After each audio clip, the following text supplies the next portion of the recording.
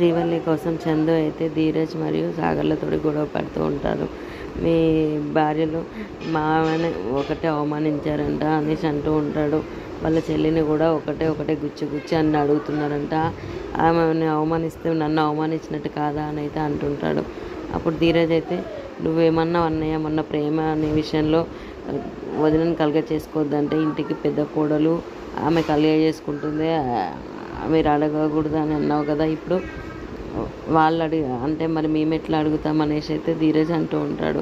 నీకొక న్యాయం వాళ్ళకొక న్యాయమా అనేసి అయితే అంటుంటాడు. అప్పుడు చందు అయితే బాగా మాటలు నేర్చారా అంటే అన్నీ మనసులో పెట్టుకొని ఎప్పుడు అడుగుదామా అనేసి వెయిట్ చేస్తూ ఉన్నారా అనేసి అయితే అంటుంటాడు. అది కాదన్నయ్య, మరి వదిన మా విషయాల్లో అన్నిట్లలో కలగజేసుకొని నాన్నతోటి తిట్టించి అవన్నీ చేస్తుంటే నీకు అవన్నీ గుర్తులేవా?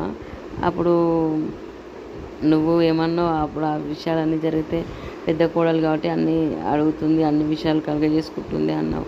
ఇప్పుడు ప్రేమ అయినా వదిన అయినా అంటే మళ్ళీ ఇలా అంటున్నావు, ఎందుకన్నా రెండు రకాలుగా నువ్వే మాట్లాడుతున్నావు అంటే అవును, మీ భార్యలు ఇద్దరు కలిసి ఉంటున్నారు, ఇప్పుడు మీ ఇద్దరు కలిసి ఉంటున్నారు, అందుకే మీరు నాకు వ్యతిరేకంగా మాట్లాడుతున్నారు కదరా.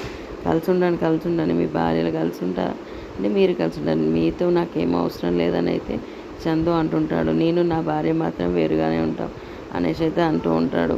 ఇట్లా అయితే గొడవ పడుతూ ఉంటారు. ఎందుకన్నా నువ్వు ఏది అర్థం చేసుకోవట్లేదు, ఇట్లా తయారైనావు అంటే కాదురా మీరే మారిపోయారు, ముందట్లాగా ఉన్నారా మీరు ఇప్పుడు అని అయితే చందు అంటూ ఉంటాడు. ఇట్లా ముగ్గురు మధ్య వాదన జరుగుతూ ఉంటుంది. చందు అయితే మీరు మొత్తం మారిపోయారు, ఇప్పుడు నన్ను నా భార్యను మొత్తం వేరు చేస్తున్నారు, సరే చేయండి అంటూ ఉంటాడు.